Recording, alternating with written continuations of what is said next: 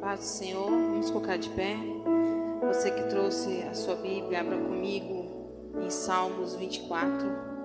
Paz do Senhor a todos vocês que estão em casa, que o Senhor abençoe o seu lar, sua vida. Aleluias.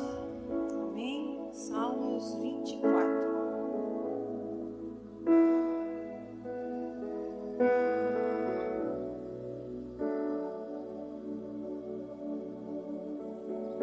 A palavra do Senhor diz assim: do Senhor é a terra e a sua plenitude, o mundo e aqueles que nele habitam. Porque ele afundou sobre os mares e firmou sobre os rios. Quem subirá ao monte do Senhor? Ou quem estará no seu lugar santo? Aquele que é limpo de mãos e puro de coração, que não entrega a sua alma à vaidade, nem jura enganosamente. Este receberá a bênção do Senhor e a justiça de Deus da sua salvação. Esta é a geração daqueles que buscam a tua face, ó Deus de Jacó. Levantai, ó portas, vossas cabeças, levantai-vos, ó entradas eternas, e entrarás o Rei da Glória. Quem é este Rei da Glória? O Senhor forte e poderoso, o Senhor poderoso na guerra. Levantai, ó portas, as vossas cabeças, levantai-vos, ó entradas eternas, entrarás o Rei da Glória. Quem é este Rei da Glória? O Senhor dos Exércitos, ele é o Rei da Glória. Amém? Aleluias. Essa palavra aqui, ela vem dizendo assim, que o Senhor, fez todas as coisas. Ele que fundou todas as coisas. E ele diz que é dele a terra e a sua plenitude. Tudo é dele. Numa totalidade, foi tudo ele quem fez. E ele diz aqui, que todos aqueles que habitam no mundo é dele. Eu e você estamos aqui habitando e nós somos deles, escolhidos dele. E ele continua dizendo: quem subirá ao monte santo do Senhor? Quem tem as mãos limpas e um coração puro. É aquela pessoa que procura fazer o que é certo. Aquela pessoa que não tem sangue nas suas mãos, não tem injustiça nas suas mãos. Aquela pessoa que tem um coração voltado ao Senhor. Aquela pessoa que, quando tem que tomar uma decisão, sempre prefere tomar a decisão para ajudar alguém. É ser justo, ser limpo, E ele diz assim, que essa pessoa, ela receberá a bênção do Senhor. Hoje nós estamos aqui nessa noite. Nós estamos deixando de fazer muitas outras coisas. Nós viemos entregar as nossas vidas ao Senhor. E ele diz que a bênção do Senhor está sobre aqueles que o buscam e buscam a sua face. Nós viemos aqui nessa noite buscar a presença do Senhor. E ele diz assim, levantai, ó portas, as vossas cabeças. Levantai-vos, ó portas eternas, para que o Rei da Glória entre, Quem é esse Rei da Glória? É o Senhor, o nosso Deus. Que nessa noite nós possamos nos alegrar de estarmos na presença do Senhor. Nos alegrarmos, mesmo em meio a tantas lutas e dificuldades, que nós possamos levantar as nossas cabeças para ver o Rei da Glória que está neste lugar. Porque Ele é poderoso e forte, a palavra do Senhor. Ele é forte na batalha, é Ele quem vence a guerra. Que nós precisamos glorificar e adorar esse Deus. Então nessa noite, entrega a tua vida ao Senhor, independente de como foi o teu dia, independente de como foi tua semana. Louve ao Senhor, glorifique ao Senhor, busque a face dEle, porque Ele é poderoso para fazer infinitamente mais do que pedimos, pensamos ou imaginamos. Amém? Coloca sua mão sobre o seu coração. Senhor, meu Deus, meu Pai, nós colocamos as nossas vidas, Senhor, diante do Teu altar, ó Pai. Como diz essa palavra, Senhor, tudo é Teu, a terra é Tua, foi o Senhor quem fez na sua totalidade. E o Senhor colocou ali a humanidade, ó Pai. Tudo foi o Senhor quem fez, e nós estamos aqui porque o Senhor nos separou, porque o Senhor nos escolheu para estarmos aqui, ó Deus. Eu sei que o Senhor conhece o meu coração, o Senhor conhece o coração da tua igreja, ó Pai. Deus, em nome de Jesus, nós declaramos, Senhor, que nós nos rendemos a Ti, Senhor. Nós nos debruçamos, Senhor, diante da tua presença, Senhor Jesus. Nós, Senhor, derramamos os nossos corações nessa noite, ó Pai. Entregamos, Senhor, diante do teu altar, Senhor, as nossas vidas, ó Deus. Em nome do Senhor Jesus, que tu possas, Senhor, tocar nos corações, ó Pai. Eu não sei como cada um entrou aqui, mas, oh Jesus, eu sei que tu és o Deus, Senhor, que pode tirar toda a inquietação, ó Pai. Tirar tudo aquilo que não provém de ti, Senhor, e nos encher, Senhor, mais e mais de ti, ó Deus. Pois nós queremos, Senhor, te louvar e te engrandecer, ó Pai. Que teu Espírito Santo tenha liberdade, Senhor, de trabalhar em nossas vidas nessa noite, ó Pai. Em nome do Senhor Jesus, nós entregamos, Senhor, este louvor, Senhor, a Ti. Nós entregamos, Senhor, a palavra, Jesus, o preletor dessa noite. Que o Senhor venha usá-lo poderosamente, Senhor, para falar aos nossos corações, ó Pai. Oh, Jesus amado, nós te pedimos, Senhor, enche este lugar, ó Pai, do Teu Espírito, ó Pai. Nós queremos sentir, Senhor, a Tua doce presença, Senhor, a nos envolver nessa noite, ó Pai. Em nome do Senhor Jesus, amém. Graças a Deus, sejam bem-vindos, amém. Glórias a Deus. Queridos, vamos ganhar tempo. Abra sua Bíblia comigo, eu quero compartilhar uma palavra com você nessa noite, em que o Espírito Santo tem falado comigo essa semana. Lucas, no capítulo de número 9. O contexto aqui, Jesus, ele havia recebido de volta uma notícia ruim, quando ele envia 70 discípulos pela região das aldeias da Galileia. E eles chegam a um determinado lugar, alguns deles voltam dizendo uma trágica notícia: nós encontramos um endemoniado e o demônio não saiu.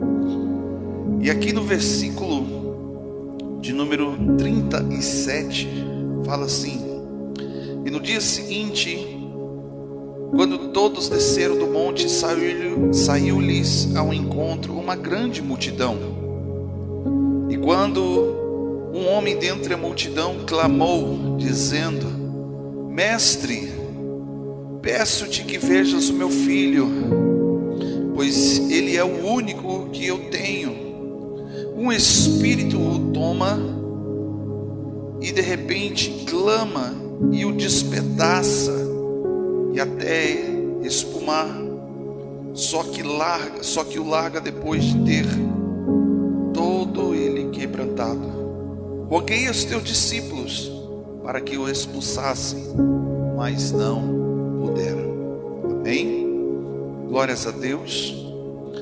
Preste bem atenção que eu quero compartilhar com você nessa noite. Jesus aqui, ele encontra um endemoniado, um menino que, segundo o contexto aqui, desde a sua infância, ele era atormentado por demônios. E a Bíblia diz aqui que enquanto que Jesus chega naquele lugar, por que multidão seguia Jesus? A Bíblia diz que quando Jesus envia os discípulos para ir à frente anunciando, falando acerca de Jesus, do Messias, os discípulos ali, a maioria deles operavam milagres, expulsavam demônios, curavam os enfermos. Mas houve uma ocasião aqui onde que os discípulos voltam para Jesus e dizem: olha, teve um lá que não saiu. E Jesus aqui, ele trabalha tanto com o povo, quanto os discípulos, como o pai desse menino. A incredulidade. Fala para o seu irmão assim: incredulidade gera a operação do erro. Amém? Muitas vezes, eu me lembro uma certa vez, muitos anos atrás, onde que num culto lá em Brasília, a pessoa manifestou demônio após o culto. E um dos irmãos, um dos obreiros na época, foi colocar as mãos para repreender aquele demônio. E outra pessoa, outro líder, chegou para ele e disse assim: olha, você não pode, você não está preparado.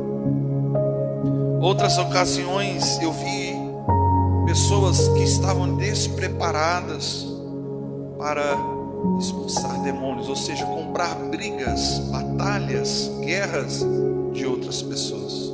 Eu nunca me esqueço que no começo da minha caminhada, quando o pastor Bira implantando igrejas aqui no Rio Grande do Sul, ainda nos anos 90, me lembro que eu num culto de quarta-feira de tarde, muitas pessoas saíam da missa na época, muitas mulheres, a maioria, saíam da missa e iam para o nosso culto. Nós chegávamos lá, era assim, 30, 40 pessoas beatas, vamos dizer assim, para participar do culto com a gente. E quando nós abrimos a porta, todas elas passavam de uma por uma, pegavam a nossa mão e pediam: bênção, pastor, bênção. Mas eu me lembro, nunca me esqueço, um dia que entrou um rapaz, que ele era de fora da cidade, e ele foi pela igreja pela primeira vez. E ali, olha o que aconteceu. Na hora da oração, aquele homem manifesta, e quando ele manifesta demônios, outras pessoas começaram a manifestar. E eu me lembro que naquela época, eu e o pastor Bira, nós estávamos sozinhos, como de obreiros. Mas Setolém caiu uma pessoa ali, outra aqui, assim, tinha umas 6 ou 7 pessoas que manifestaram ao mesmo tempo. Somente eu e o pastor Bira ali para orar e para ministrar sobre aquelas pessoas. Eu me lembro que uma irmã, na boa intenção, ela chegou e falou para o pastor Bira assim, ela foi direto no pior, e disse assim: pastor, deixa comigo. E o pastor Bira falou assim: olha, você não sabe o que você está fazendo, você não está preparado, deixa comigo. Quando ela foi, se ajoelhou próximo daquele rapaz, ela botou a mão assim no peito dele e disse: sai dele, demônio, que ele é legal.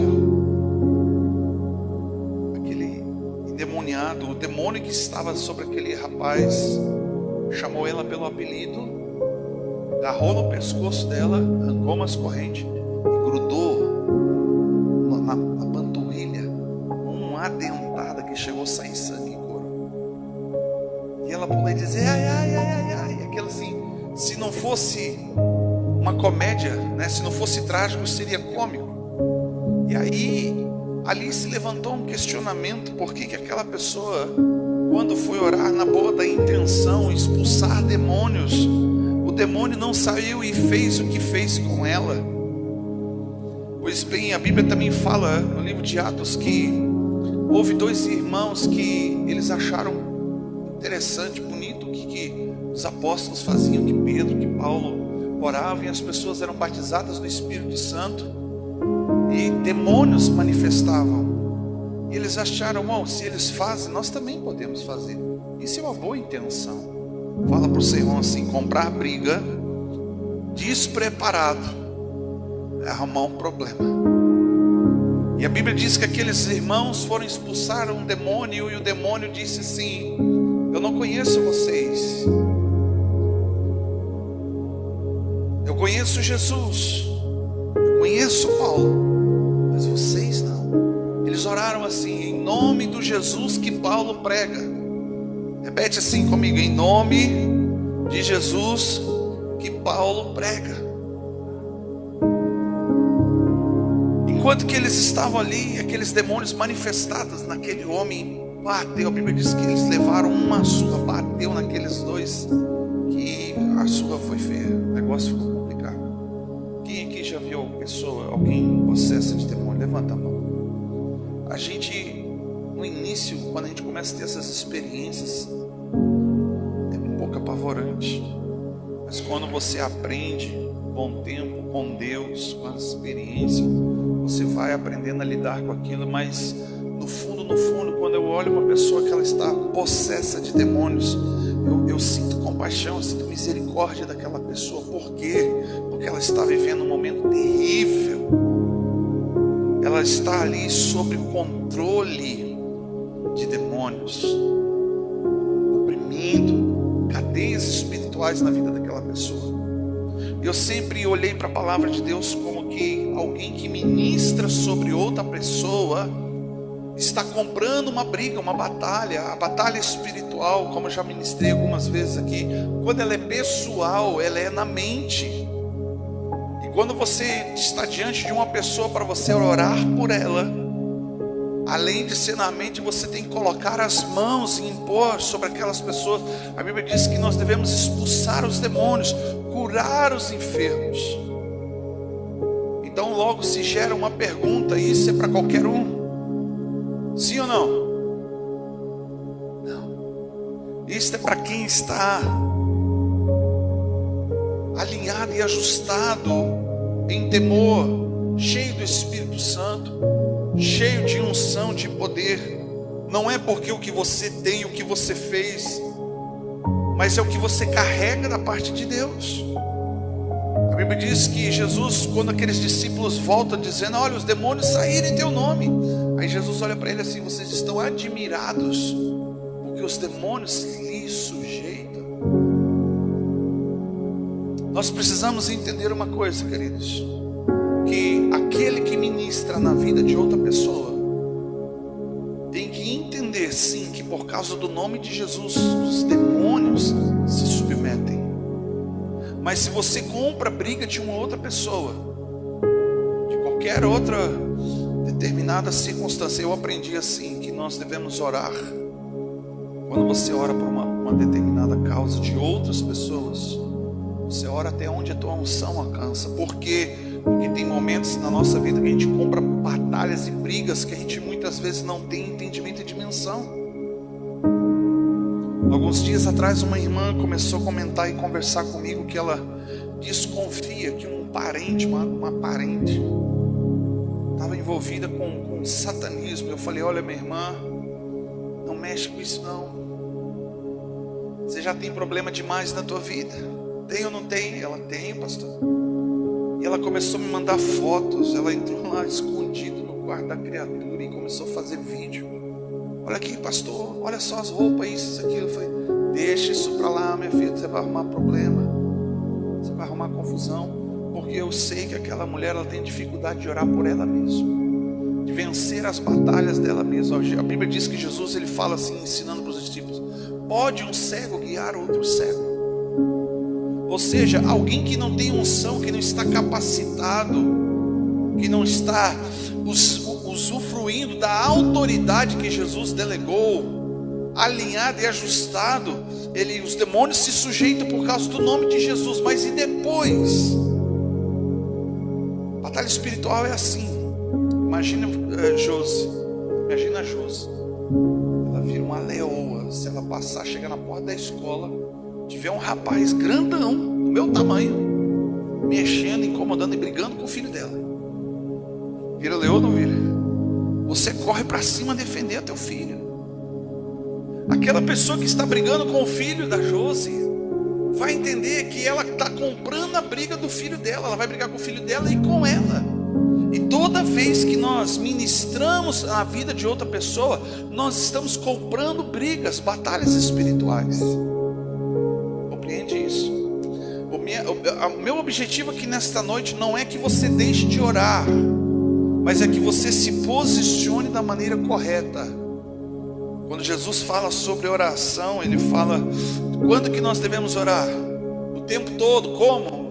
Incessantemente, insistentemente, sem desânimo. Nós temos que estar alerta, vigiando. Mas eu quero ler para você esse contexto. Dias antes, aqui no capítulo 9, está contando a história de um menino que passou por um processo de libertação que durou as pessoas olham assim: poxa, Jesus veio, orou, expulsou o demônio e foi assim rápido. Não, na verdade foi uma vida inteira. Processo de libertação desse menino. Dias antes, Jesus, ele está orando, ele está jejuando, ele está em cima do monte, junto com outros discípulos orando, se revestindo de poder. A Bíblia fala que Jesus, ele é transfigurado em glória ali. Pedro, sem entender, queria montar uma cabana ali. Olha, vamos fazer uma cabaninha aqui para você, Jesus, para Moisés e outra para Elias, que é bom, o melhor lugar para estar é aqui. E Jesus, quando ele sai da nuvem de glória, ele olha para Pedro e fala assim: Pedro, você ainda não entendeu. Olha lá no pé da montanha, um tanto de gente que precisa ser curado, precisa ser salvo, precisa ser liberto. Eu quero acreditar, não posso te afirmar isso, mas eu tenho quase certeza que a pessoa que orou por este rapaz e não foi liberto, possa ter sido o próprio Pedro. Porque esse texto aqui também ele é mencionado no livro de Mateus, no capítulo 17, que lá conta alguns detalhes que aqui no capítulo 9 não conta, e aqui também conta alguns detalhes que no capítulo 27 de Mateus não fala sobre essa história. E lá está dizendo que Jesus, ele dá ordem para os discípulos atravessarem o mar de Tiberíades, a região sudoeste do lago do mar da Galileia, que é um lago na verdade. E Jesus encontra eles no meio do mar, no meio de uma tempestade. Sabe, a preparação do antes faz com que durante você não pereça, você não seja alvejado, e depois possa ainda contar história, como a Bíblia fala em Efésios 6, depois havendo de ter feito tudo, permanecer inabalável. Fala para o seu irmão assim: antes, durante e depois. Batalha espiritual, eu posso dizer que a preparação é isso. Você se prepara antes, executa durante aquilo que você se preparou em Deus, e depois, se você baixar a guarda, a retaliação vem. Então, batalha espiritual para mim eu entendo dessa maneira: antes, durante e depois.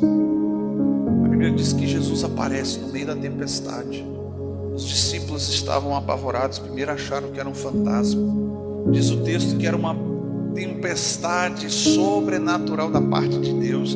Deus estava trabalhando a fé e a incredulidade, porque no meio daquela tempestade Jesus aparece e eles confundem Jesus como um fantasma. E Pedro se desafia na sua fé. Ele fala: se é o Senhor, deixa-me ir ter contigo. Você faria isso? Vamos falar na linguagem popular? A assombração está lá batendo nas portas, rangendo. Eu nunca me esqueço um dia que foi o poltergeist numa escola lá em Brasília. Fomos chamados, eu e o pastor Bira, para ungir uma escola infantil, só de pré-A, pré-B, maternal, essas coisas assim. Quando nós chegamos lá, a senhora contou a história para a gente que as portas dos armários ficavam se batendo sozinho, vidro se quebrava sozinho, as coisas ficavam rangendo, eles viam vultos dentro daquela escola. Eu falei assim: pai, essas mulheres estão dormindo de barriga cheia demais.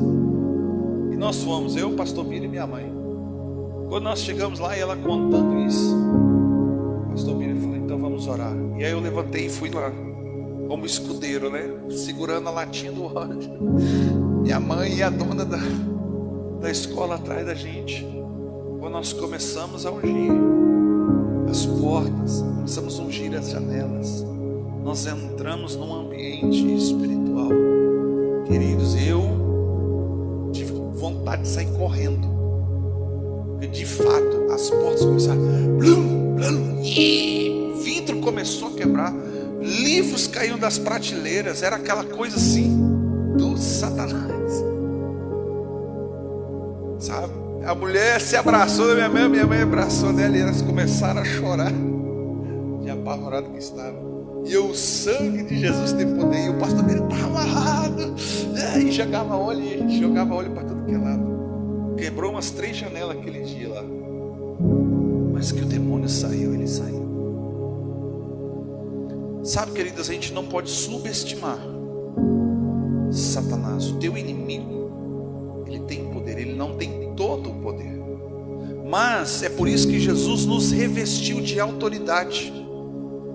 A autoridade, ela precisa ser regada de unção, para que níveis maiores de batalhas espirituais você possa vencer na sua vida. Por que eu estou falando sobre isso? Nós constantemente, você talvez inconsciente ou conscientemente não perceba que o mundo espiritual está acontecendo ao seu derredor 24 horas.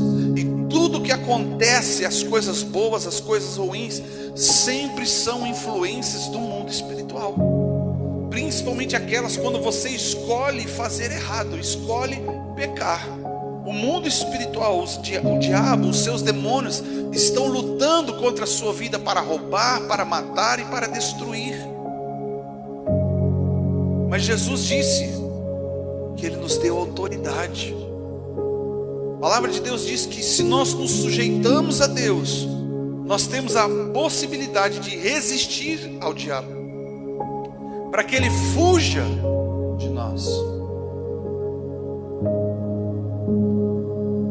Quando Jesus atravessa o mar de Tiberíades com os discípulos, uma grande multidão, como nós lemos aqui, se reúne ao entorno dele. E aparece esse homem, gritando no meio da multidão, dizendo: ó, tem misericórdia de mim, tem misericórdia do meu filho. Ele é terrivelmente endemoniado. No outro texto de Mateus, a Bíblia diz, chama ele de gadareno, endemoniado gadareno. Um rapaz que tinha que ficar amarrado com corrente dentro das cavernas, nas catacumbas. O próprio texto aqui diz que quando ele ficava possesso, aqueles demônios jogavam ele na água para ele se afogar, jogavam ele no fogo para ele se queimar, para ele morrer. Ele se arranhava e se mordia, ele babava, espumava. Eu acredito que aquele rapaz não tinha uma boa aparência. Não tinha uma boa aparência. E o texto continua dizendo assim, Jesus, versículo 41 diz assim: e Jesus respondeu: ó geração incrédula e perversa, até quando estarei convosco?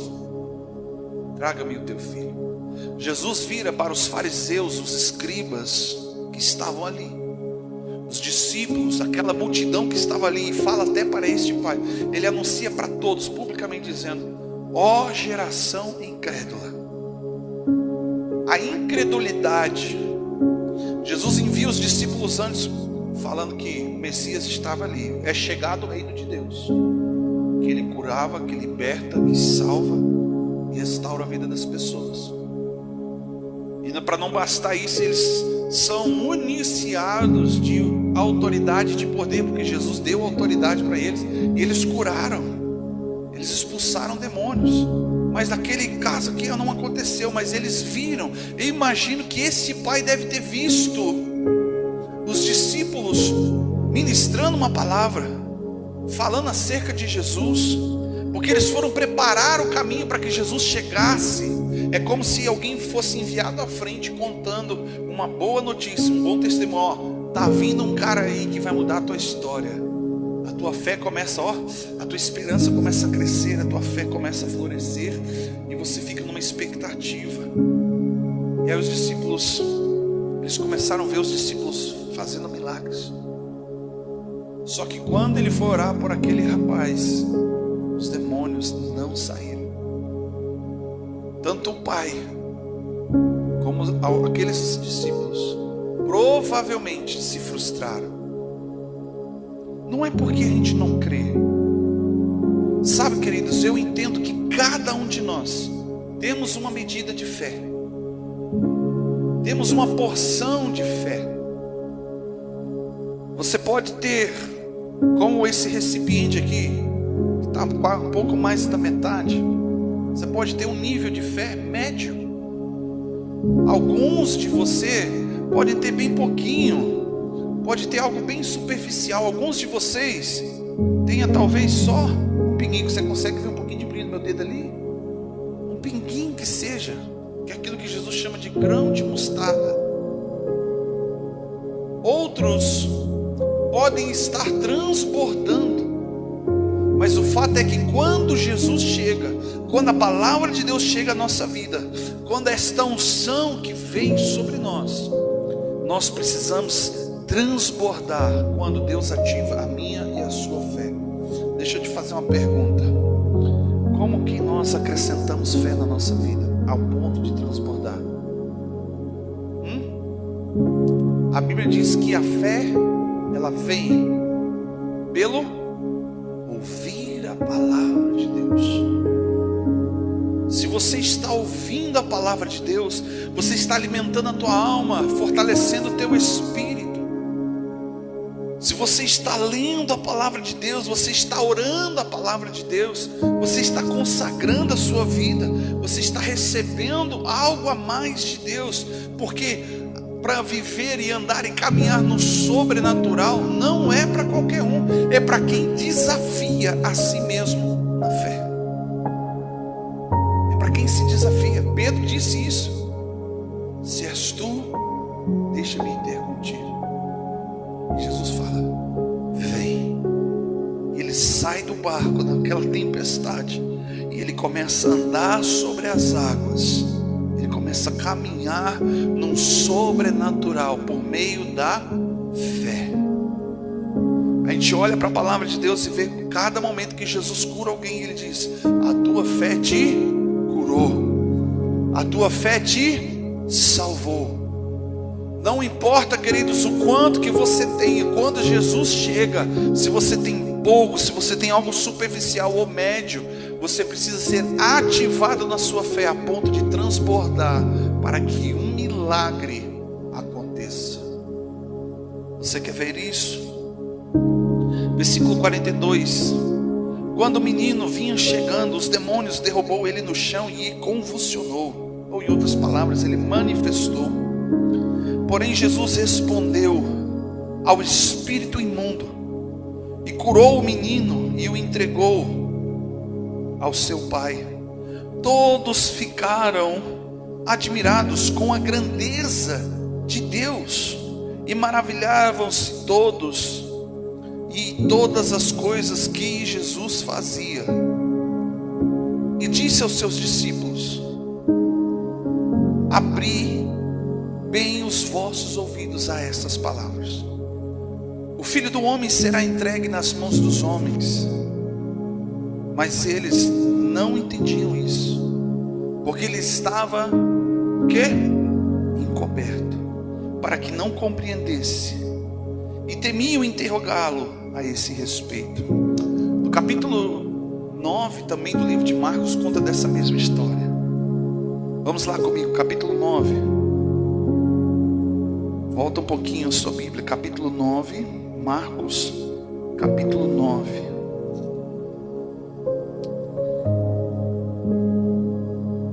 Versículo de número 20. Versículo de número 20 diz assim: e eles trouxeram, é a mesma história do mesmo menino possesso. E trouxeram-lhe o menino, enquanto o espírito viu Jesus, logo agitou-se o menino com grande violência. Caindo ele por terra, revolvia-se espumando, e Jesus o repreendeu e devolveu o menino. E perguntando, disse: quanto tempo há que isso acontece? E respondeu o pai dele: desde a sua infância. Muitas vezes o tem lançado no fogo e na água para o matar. E aqui veja só o clamor de um pai: mas se tu podes fazer alguma coisa, tem compaixão de nós e nos ajuda. E disse Jesus, olha aqui como que Jesus provoca a fé. Se tu podes, fala para o seu irmão assim: se tu podes, tudo é possível ao que crer. Sabe o que Jesus está fazendo? Em outras palavras, para você poder entender, é como se Jesus chegasse para mim, para você hoje, e dissesse assim: ó, se você pode ainda crer mais uma vez, se você pode acreditar por mais um pouco, se você pode perseverar mais um pouquinho. Sabe por quê, queridos? Porque muitas vezes a gente ora uma vez e não acontece. O que as pessoas fazem? Para. A gente ora 2 vezes, não acontece nada, a pessoa desanima. Lembra que um tempo atrás eu ministrei Tiago capítulo 1, que lá diz assim que nós precisamos estar felizes e alegres quando passarmos por diversas provações. Por meio da fé nós estamos sendo provados, porque a fé precisa gerar algo na minha e na sua vida, a perseverança. Ou seja, em outras palavras, Deus sabe como que está o teu nível de fé. E mesmo que você tenha um grão de mostarda, algo pequeno na sua vida, Jesus vem e ativa, amém, glória a Deus. Mas o objetivo de Deus é que você esteja sempre transbordando, cheio de fé. Tanto por não só exercer por você, mas pelos outros. A perseverança gera algo dentro da nossa vida que faz com que o desânimo vá embora. Ou seja, eu estou dando continuidade, mesmo que eu não esteja vendo, mesmo que nada esteja acontecendo. Preste bem atenção, os discípulos foram e oraram e esse demônio não saiu. Eles pararam, cruzaram os braços. Jesus, não vamos parar com isso aqui, porque eu acho que isso não é para a gente não. A gente foi expulsar o demônio não saiu. Vou voltar para casa, voltar lá para minha companhia de pesca. Já pensou? Se tu orar para alguém, pastor, que não for curado, que não for liberto, se tu orar por uma causa tua, você simplesmente para. Olha, eu acho que eu não fui chamado para ser pastor não, porque eu oro, as coisas não acontecem. Vamos parar? Não. Entende isso? Jesus vem e provoca a fé desse homem, desse pai, e diz assim, se você pode por mais um pouquinho, porque tudo é possível ao que crer. E preste bem atenção, queridos, Deus sempre vai encontrar dentro de mim e de você fé, amém? Seja ela pouco ou seja ela muito. Talvez você possa dizer assim, pastor, eu não estou crendo muito, porque tem gente que é assim, uma hora está crendo, está transbordando, daqui a pouco está lá embaixo, como a onda do mar. Uma hora acredita, outra hora não acredita mais. Uma hora confia, outra hora desconfia. Entende? Como que você fortalece a tua fé? Fala bem alto. Pela palavra de Deus. Fala para o seu irmão, esteja fortalecido no Senhor, na força do seu poder, a saber a sua palavra. Efésios 6:10. O que te fortalece, querido? O que faz com que a autoridade que Deus já te deu seja manifestada? Você está cheio, transbordando fé.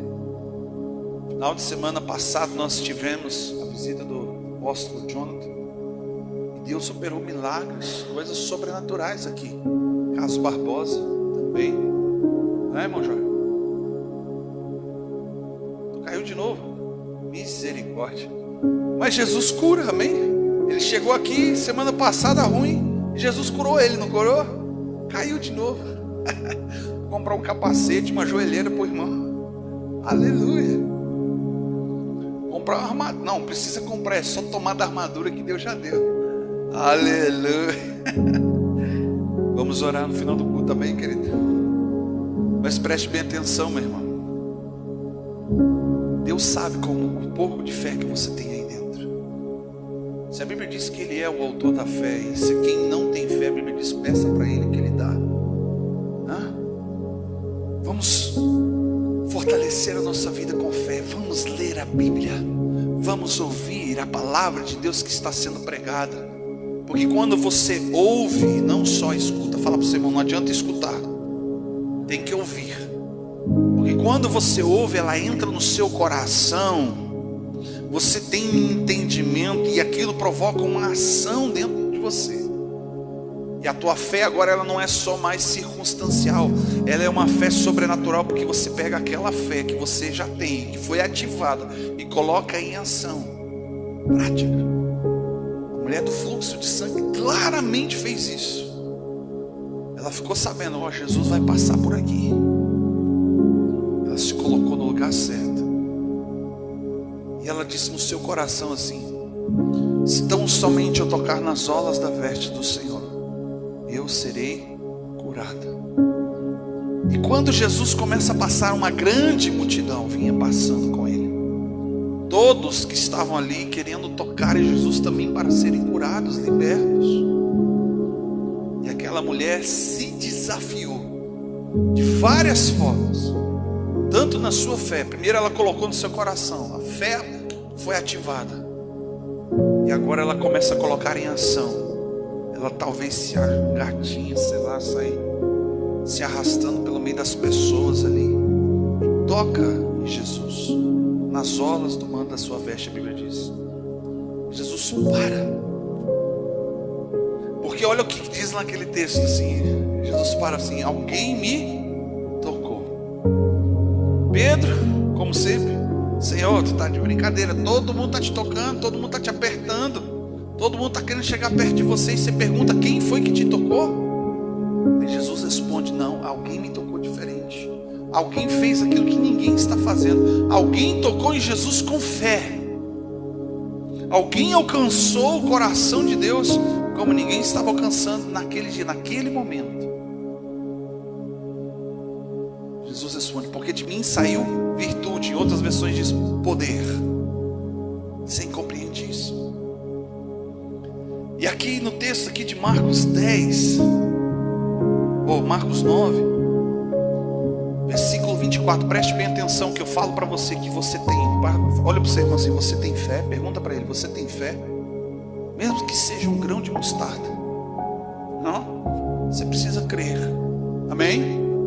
A Bíblia diz que quem crer, for batizado, será salvo. Quem não crer já está condenado. Olha só o que diz o versículo 24. Imediatamente o pai do menino exclamou: eu creio. O que ele disse ali? Eu creio. Mas logo depois ele disse: mas ajuda-me a vencer a minha falta de fé. E agora outra versão diz: a minha incredulidade. Ele está dizendo assim: ó, eu creio, mas eu tenho incredulidade. Ou seja, eu creio em algumas coisas, eu acredito em partes, outras eu não consigo acreditar. É o que eu costumo dizer, o Salmo 91 ao contrário. Está vendo acontecendo na vida dos outros que estão do seu lado, do seu redor, mas não consegue acreditar que vai acontecer com você mesmo. Preste bem atenção, como é que é a oração de uma pessoa assim, que crê em partes? Você ora uma vez, provavelmente, se não acontece, deixe de crer. Quem aqui já orou por um morto, por um defunto ressuscitar? Levanta a mão. Eu orei uma vez, não ressuscitou. Aleluia. Pastor Bira orou pela minha mãe, 6 horas com atestado de óbito na mão, na porta do necrotério do Hospital de Brás, lá em Brasília. 6 horas a minha mãe morta. Ele orou, ele fez uma oração, e a oração dele não foi por causa do desespero, não foi por causa da dor, da perda, mas a oração dele foi baseada na palavra que Deus havia liberado para ele. Fala para o seu irmão assim: você precisa orar a palavra de Deus sobre a tua vida.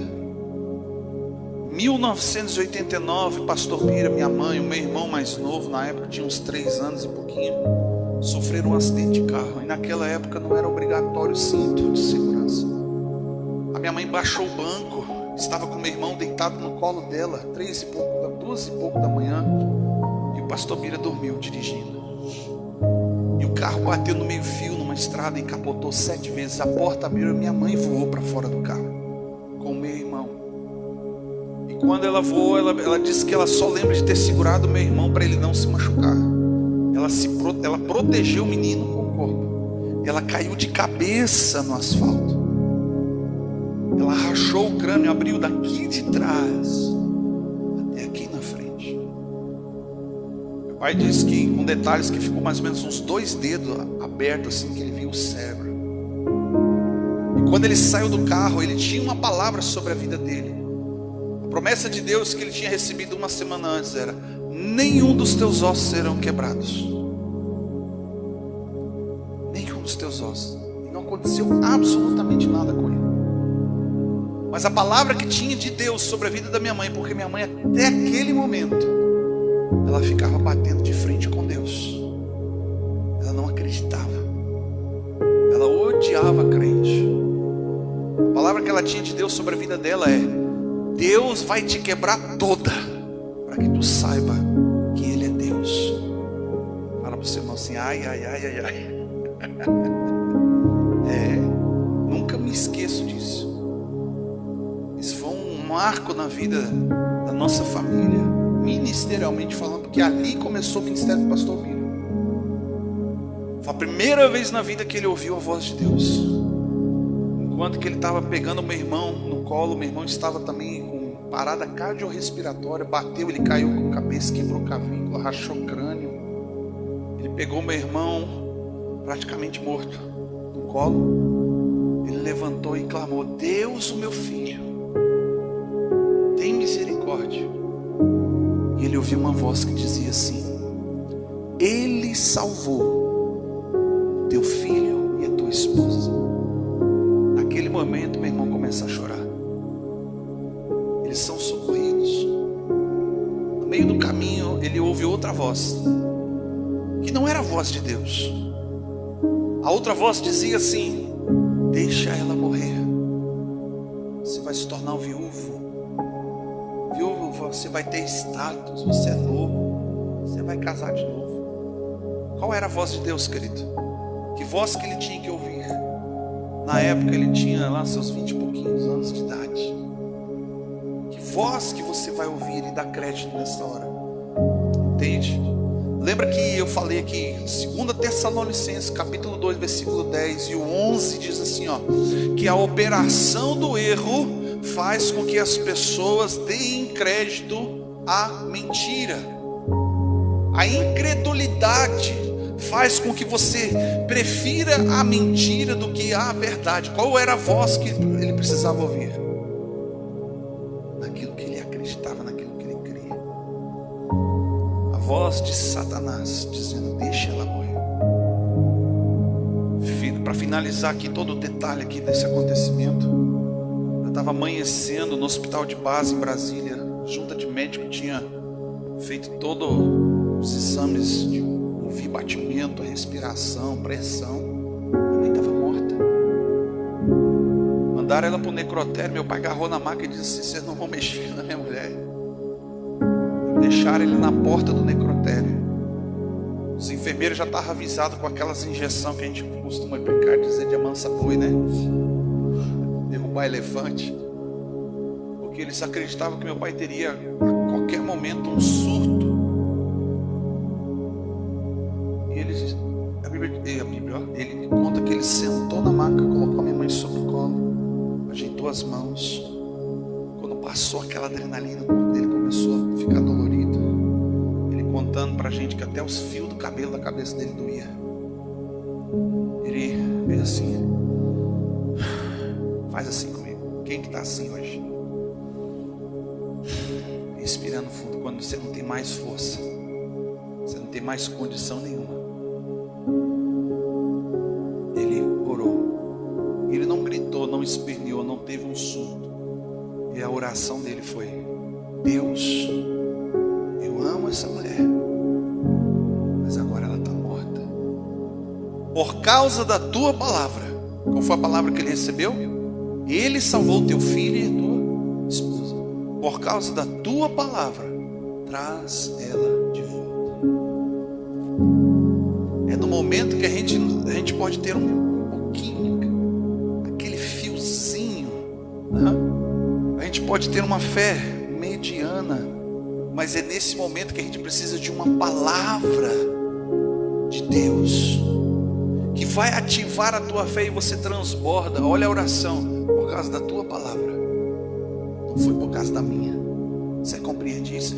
Isso é dependência, isso é fé que transborda. Naquele momento minha mãe deu um grito e ela gritou pela primeira vez na vida dela: Jesus! Meu pai disse que só lembra um enfermeiro chegando perto dele e pum, uma injeção no ombro dele. Ele foi amolecendo, caindo para um lado.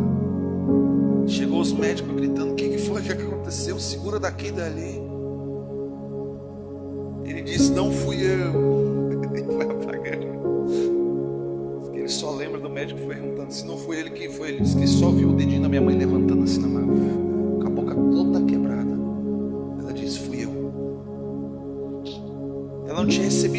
movimento nenhum, estava com a cabeça aberta. Meu pai disse que ela perdeu muito líquido cefálico. Não tinham feito nada, correram com ela. E ela está viva aí até hoje. Aleluia. Preste bem atenção, querido.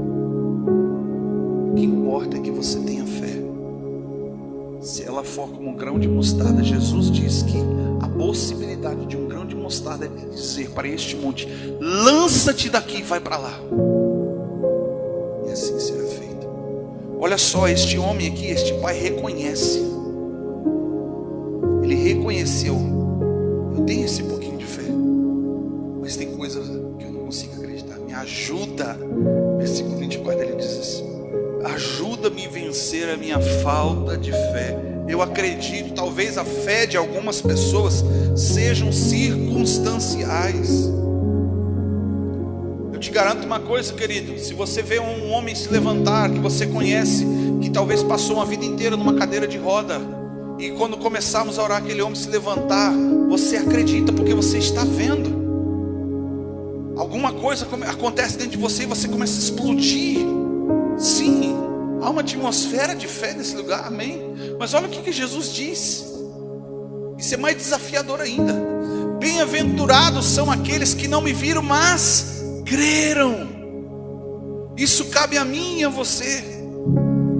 Paulo, ele diz, 2 Coríntios capítulo 4, não me lembro, versículos 16 ou 17, ele fala assim, que nós não andamos por aquilo que vemos, nem por aquilo que nós sentimos, nós nos movemos por fé. Nós não estamos indo conforme aquilo que a gente está vendo, porque aquilo que você vê, aquilo que você ouve, diz para você que não vai dar, que não vai conseguir, que não tem jeito. Aquelas informações de Satanás que você recebe. Sabe, querido, sabe o que você tem que fazer com todo o pessimismo que Satanás coloca na tua vida? Sabe o que você tem que fazer? Pois é, Satanás, você está dizendo isso, os médicos estão dizendo isso, o banco está dizendo isso, mas a palavra de Deus diz isso acerca de mim. A Bíblia diz o que eu sou, o que eu tenho, o que eu posso. E aí quem escolhe é você. Está disponível. Está disponível. Esse homem reconhece: me ajuda com a minha falta de fé, ou me ajuda na minha incredulidade.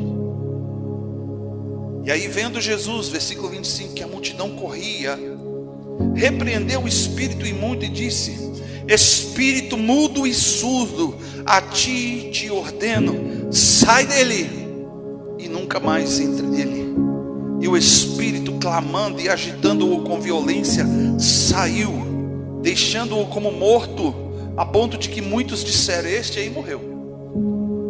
Versículo 27, aqui que eu quero que você preste bem atenção, que é o grande questionamento. Não é que Deus faz isso com você, mas você precisa também abrir os teus olhos para isso. Versículo 27, versículo 28. Quando Jesus retornou para sua casa, os seus discípulos lhe perguntaram em particular: por que não podemos nós expulsá-lo? Observe que lá, quando Jesus envia, eles contam: olha, a gente foi na casa de alguém, tinha um perturbado, um gadareno, de Gadar da Galileia, tá? Que a gente orou, aquele demônio não saiu. Eu fiquei intrigado: por que a gente orou e ele não saiu? Eles estão perguntando. Versículo 29. E respondeu Jesus: esta casta só pode sair por meio de oração e de jejum. Lembra quando eu falei sobre o antes? Sabe, queridos, você muitas vezes ora e apresenta pessoas. Você ora pela sua família, sim ou não? Você tem que orar e jejuar. Há uma frase que eu ouvi algum tempo atrás de um grande homem, que ele dizia assim, que pequenas frases durante uma oração capazes de romper no mundo espiritual, essas pequenas frases no meio da oração são regadas antes por horas de oração. Quando a pessoa está se consagrando, ela está orando, está jejuando, ela está se cobrindo e se revestindo de unção, de graça de Deus, não é porque ela vai ficar poderosa, não, é porque ela vai estar mais apta a ser usada por Deus, porque quem cura, quem salva, quem liberta é o Espírito Santo de Deus, é o Senhor Jesus. Mas nós nos tornamos mais aptos, capacitados a vencer. Compreende isso? Se tem coisa na tua vida que você está orando e não está acontecendo, está faltando o antes. O antes é jejum, é oração, é consagração. Sabe, queridos? É a leitura da palavra. Porque você não tem como se capacitar quando você cai no meio da batalha, no meio da guerra. Você olha assim, você vê demônio para tudo que é lado. Como diz o ditado lá em Brasília: tiro, porrada e bomba. Aí você vai procurar uma arma, vai procurar um esconderijo, vai buscar uma estratégia. Não é assim. Cair de paraquedas no meio de uma batalha. Só Deus, um propósito de Deus. Você compreende isso? Fala para o seu irmão assim: você precisa jejuar. Tem que jejuar, tem que orar. Não é orar só quando vem para a igreja. Porque se você ora só quando vem para a igreja, a tua fé pode se tornar circunstancial. E a fé circunstancial, ela dá a entender não só no tempo bíblico ali de Jesus, mas também nos nossos dias, que é uma fé religiosa, não para o lado bom, mas o espírito da religiosidade faz com que as pessoas façam como que Jesus diz, por exemplo: não façam como os fariseus, que quando eles oram, eles jejuam, eles vão para as esquinas, eles vão para as praças e batem no seu peito, desfiguram o seu rosto para mostrar o quanto que eles estão orando e quanto eles estão jejuando. Ele está dizendo que quando você for fazer isso, que ninguém saiba, é só você e Deus. É o que Jesus ensinou, dizendo: quando você for orar, entra no teu quarto, fecha a porta e fica lá sozinho até que o Pai se revele a você em secreto. Sabe, queridos, o fazer na Bíblia, ele é depois do estar com Deus. Fazer para Deus é consequência de estar. Não tem como a gente fazer mais e estar menos. Estou falando isso não só para a nossa igreja, estou falando para pessoas que vão ouvir essa mensagem ainda um dia, ou estão ouvindo agora do outro lado daquela tela. Tem gente que quer fazer,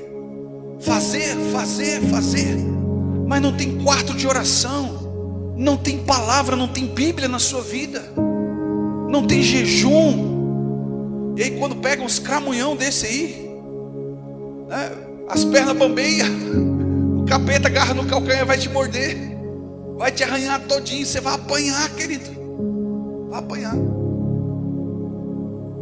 Algum tempo atrás eu fiz isso lá em Bento, pastor. Uma criatura que queria muito fazer, eu insisti uns 3 meses, eu falei: calma, calma, vai devagar, você está recomeçando, sabe, te reveste, ora bastante, jejua bastante, sabe, eu sei que Deus vai te usar, tu tem uma unção. Não, tá bom.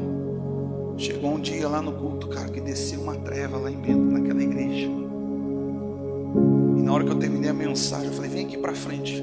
Tinha uns trevosos lá, tinha um cara que também falou que ele era meio envolvido com satanismo.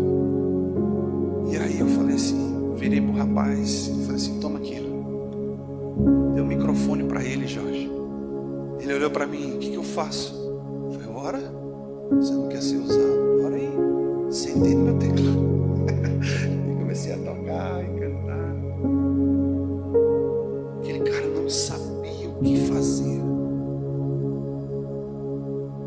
Literalmente, na expressão aqui do gaúcho, estava enchendo linguiça. Nem os pernilongos mosquitos saiu daquele lugar aquele dia. Você acredita nisso, queridos? Não tem como fazer sem estar. Não tem como. Fala para o seu irmão: não tem como fazer sem estar antes. Quer vencer as batalhas na tua vida? Quer vencer? Faça o que a Bíblia diz que você precisa fazer. Seja capacitado através da oração, do jejum, porque a oração, ela vai te levar para um relacionamento. Aí você não vai agir por ansiedade, não vai agir pelo ímpeto da tua emoção, pelo momento.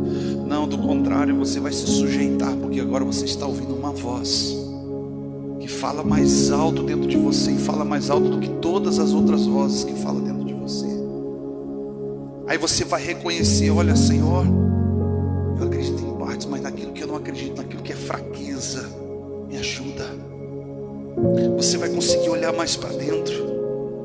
Você vai conseguir trabalhar na sua vida as deformidades que fazem com que você avance. Se Deus colocar alguém para você orar hoje na tua frente, você tem que orar, amém? Ah, mas o pastor disse que eu não posso orar. Não, eu não disse que você não pode orar. Eu disse para você que você precisa estar preparado, amém? Se alguém vier à tua frente para você orar, ore. Ore. Ministre sobre a vida daquela pessoa. E o conselho que te dou: quando encerrar a tua oração, termina assim: Deus, até onde minha unção alcança, para que as retaliações não venham. Sabe, você vai vencer na vida de outra pessoa por meio da fé dela, por causa do nome de Jesus, amém. Mas depois ele vai lá na porta da sua casa: ó, eu vim aqui morar com você. Você comprou uma briga, eu quero morar na área da finança, quero controlar a área da saúde, quero controlar a área do relacionamento, né, tua vida amorosa, quero controlar a área familiar dos teus filhos, eu quero controlar, agora eu vou dominar e controlar os teus bens.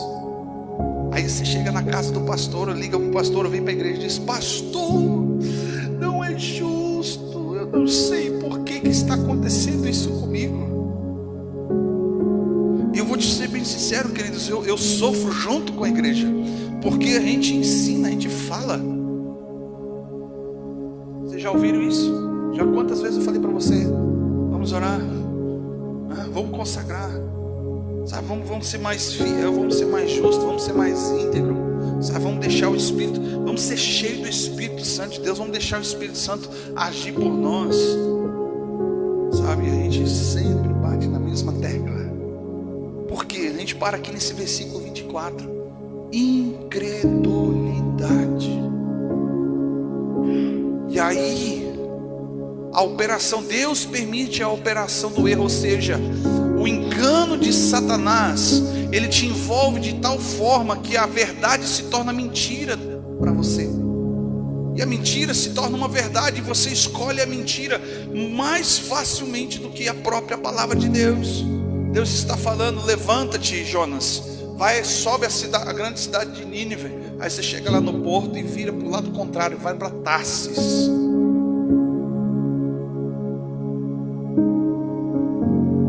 Eu imagino Deus: ué, Jonas, primeiro eu falo, não é que eu quero. Todo mundo, quem aqui já orou pedindo para Deus, para ouvir a voz de Deus? Levanta a mão. Aí quando Deus fala com você, você faz totalmente ao contrário. Tem alguma coisa errada, queridos. Tem alguma coisa errada. Porque falta jejum, falta oração, falta consagração, falta santificação. Eu sei que estamos no mundo, mas não somos do mundo. Eu sei que cada um de vocês precisa trabalhar, precisa ganhar o seu pão, precisa sustentar a tua casa. Mas tudo isso Deus tem que estar inserido ali. Não é o ambiente que faz você, não é a igreja, não é o pastor, não é a minha pregação que vai fazer você. O que vai determinar quem você é o quanto que você ama e busca esse Deus ao qual você está clamando.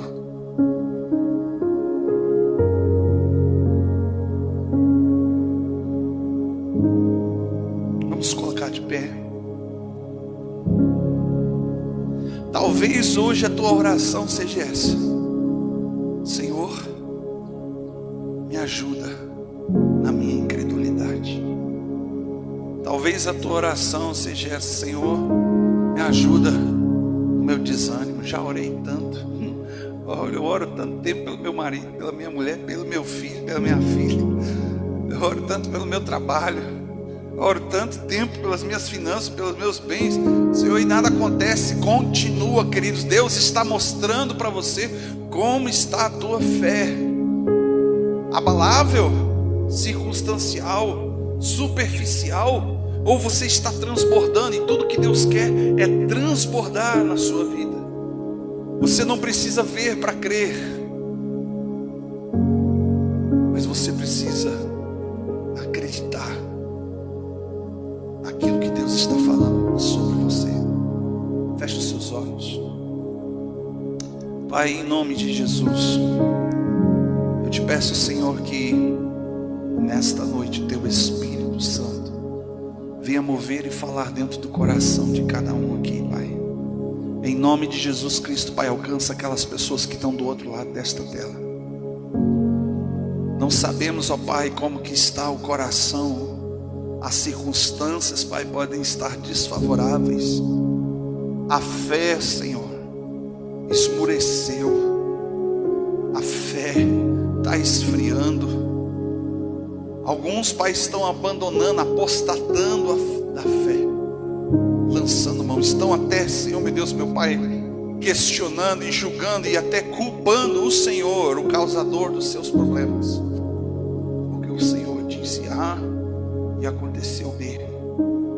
Mas, Senhor, nesse momento, Pai, eu oro repreendendo o espírito de incredulidade, o espírito de religiosidade seja agora manietado na vida dos teus filhos. E em nome de Jesus, Pai, a oração que eu te peço nesta noite, que o Senhor traga mais fome, que o Senhor traga mais sede, mais fome, mais sede da tua presença, da tua glória, da manifestação do teu poder e a tua unção, em nome de Jesus Cristo.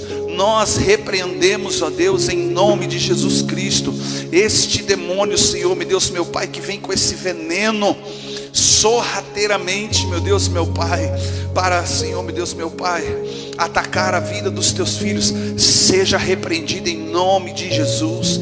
Pai, guarda, dá ordem, Deus, aos teus anjos a nosso respeito, para nos guardar e nos livrar, ó Deus, em nome de Jesus.